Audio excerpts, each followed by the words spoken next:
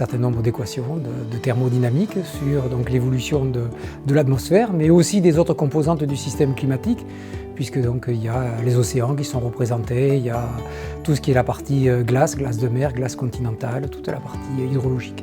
Et donc ces modèles, on peut leur demander quelle va être l'évolution de ces différentes composantes dans le climat futur, sous la contrainte de l'évolution de la concentration des gaz à effet de serre. C'est cette information-là qu'ils vont nous apporter.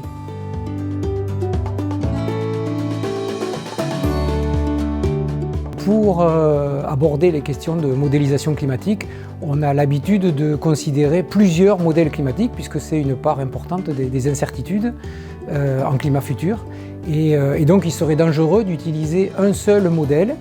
Par contre, on peut éventuellement utiliser un nombre limité de modèles en prenant la précaution de regarder quel est le signal apporté par ce modèle par rapport à un ensemble plus large.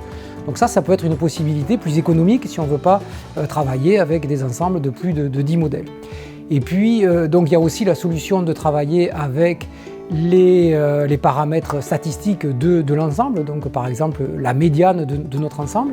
Alors ça peut fonctionner dans certains cas pour avoir l'évolution des paramètres. Pour certaines applications, comme si on utilise un modèle d'impact comme en hydrologie, là on est obligé d'utiliser un modèle climatique particulier pour forcer le modèle, on ne peut pas le forcer avec des paramètres statistiques. Donc finalement, selon l'usage que l'on recherche, on peut utiliser effectivement des paramètres statistiques d'un ensemble large ou utiliser certaines simulations particulières que l'on a situées par rapport aux autres modèles.